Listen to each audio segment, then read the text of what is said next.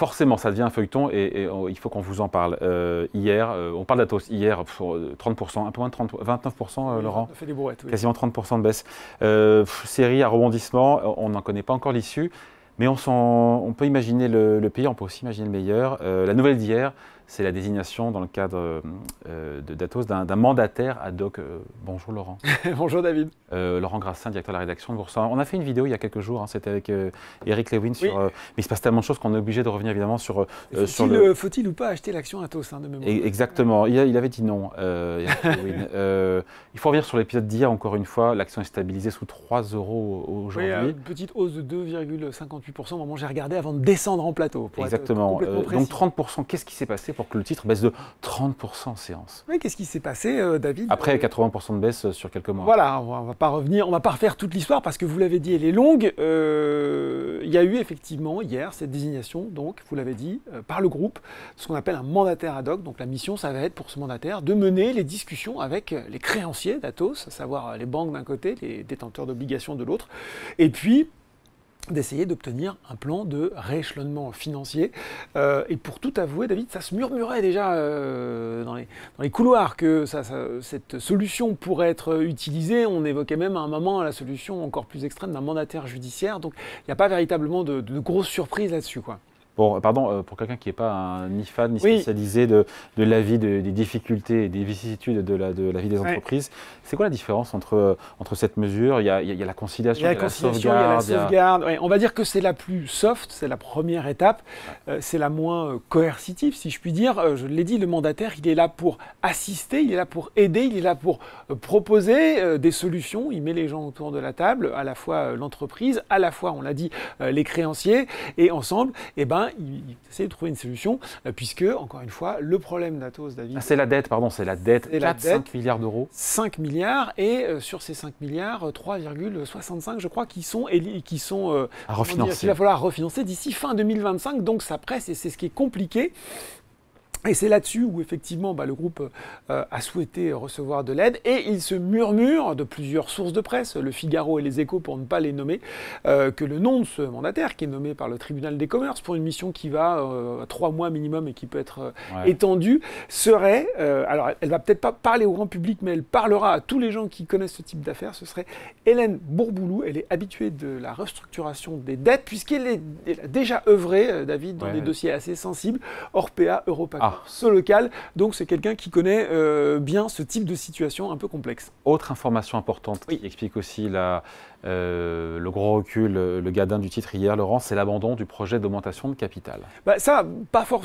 Oui, ça aurait pu être perçu comme une bonne nouvelle. Mais on va y revenir sur les raisons de cette baisse. Mais là, pour le coup, effectivement, c'est quand même une incertitude, on va dire, en moins. Souvenez-vous, au départ, on évoquait une augmentation de 900 millions d'euros. Elle avait été ramenée à 720 millions d'euros début du mois de janvier. Là, le groupe l'exclut. Il y a eu ce communiqué de presse d'hier qu'il avait d'ailleurs sobrement intitulé Points de marché, dans lequel il dit qu'effectivement, que je vous retrouve la phrase précise, compte tenu de l'évolution du contexte de marché, les conditions de réalisation du projet d'augmentation de capital avec droit préférentiel de souscription de 720 millions d'euros ne sont plus réunies. Donc cette option-là, qui pesait aussi sur... Pour faire rentrer de l'argent frais. Exactement, elle est écartée. Voilà. Bon, alors on sait que dans le dossier, il y a aussi une discussion avec le milliardaire Daniel Kretinsky pour vendre les activités d'infogérance, activités historiques du groupe, avec Airbus aussi pour les activités liées à la cybersécurité et autres. On n'a pas le sentiment que ça avance beaucoup là. Alors c'est un peu le problème en fait, et c'est peut-être ça en fait la forte baisse du titre hier, c'est-à-dire que finalement on voit bien, ce qui est sûr, c'est que c'était plutôt une bonne nouvelle, la désignation de ce mandataire ad hoc, parce qu'on va effectivement essayer de trouver des solutions avec les banques, avec les créanciers. La mauvaise nouvelle, c'est qu'à un moment, il n'y a pas de miracle, il faut quand même faire rentrer de l'argent frais. On l'a vu, ce ne sera pas une augmentation de capital. Donc qu'est-ce qui reste sur la table? Il reste, vous l'avez dit, d'un côté Tech Foundation, les négociations avec Daniel Kretinsky, qui sont longues, qui sont compliquées, qu'on pensait devoir arriver, se concrétiser, et puis finalement qui retardent. Maintenant, on nous dit, on n'est pas sûr d'arriver à un accord. Sur quel niveau de valorisation? Sur les niveaux, et plein d'autres choses. Il y a pas, si avec la Valo, ce serait peut-être pas le plus compliqué, mais quand on rentre dans les détails, visiblement, ils ne sont pas d'accord sur grand-chose, en tout cas pour le moment. De l'autre côté, vous l'avez dit, il y a BDS, qui est logé au sein d'Eviden, ça c'est la direction Big Data et Security, sur lequel on est en discussion avec Airbus, et sur lequel ça a l'air de se passer pas trop mal, mais on n'a toujours pas beaucoup plus d'infos. Donc la question qu'on se pose tous, évidemment, c'est de savoir, notamment pour les investisseurs, c'est qu'est-ce qui va se passer, c'est quoi la suite de l'histoire, voilà. Est-ce qu'on est dans le même scénario que... Quelles sont les options sur la table? Déjà, David, je ne sais pas si vous avez remarqué, la grande nouvelle aussi, c'est que pour la première fois, je crois, hier, le ministre de l'économie a parlé, Bruno Le Maire. Bercy est sorti du bois. Ce qui est surprenant, c'est qu'il ne l'ait pas fait plus tôt. On rappelle le caractère stratégique de certaines activités d'Atos, dans les supercalculateurs, dans la big data, dans la cybersécurité.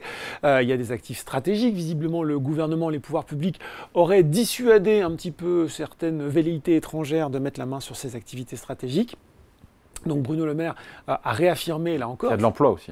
C'est important stratégique, et vous l'avez dit, effectivement, David, il y a de l'emploi, 10 000 salariés en France aussi. Et là aussi, je pense que dans ces moments un petit peu compliqués, le ministre et ses services ont envie de montrer qu'ils sont là. Donc quelles sont les options qui nous restent sur la table finalement?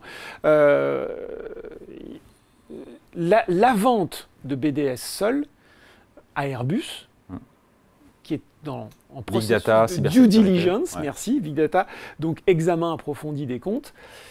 Là aussi, il faudra se mettre d'accord sur la valorisation entre 1,5 et 1,8 milliard d'euros. On n'est pas trop sûr. Est-ce qu'ils vont y arriver? Est-ce que Airbus va vouloir... Il y a toutes ces questions du juste prix, voilà.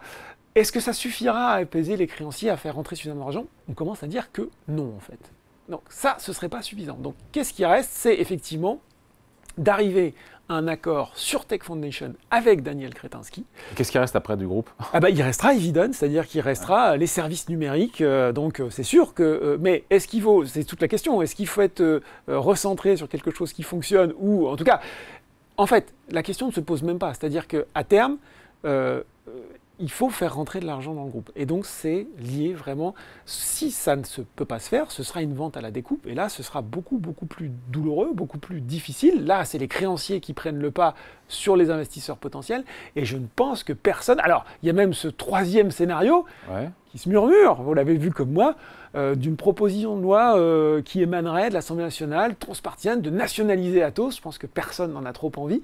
Mais ce n'est pas complètement exclu. Donc on voit bien que le champ des possibles reste relativement ouvert. On se dit quoi quand on est investisseur? On reste à l'écart ou on se dit à 3 euros, 2 euros, potentiel de rebond ou pas? Après, je viens comparaison n'est pas raison, mais on a quand même eu récemment dans l'actualité, on l'a commenté ici sur Boursorama, des dossiers de groupes en situation d'endettement, et vous voyez très bien de qui je parle. Oui, d'ailleurs c'est rigolo parce que les mêmes acteurs, ceux qui défendent les cabinets d'avocats, qui représentent les créanciers, on les retrouve aussi impliqués dans les... Dans le dossier, on dit les choses, Casino et le dossier Orpea. Exactement.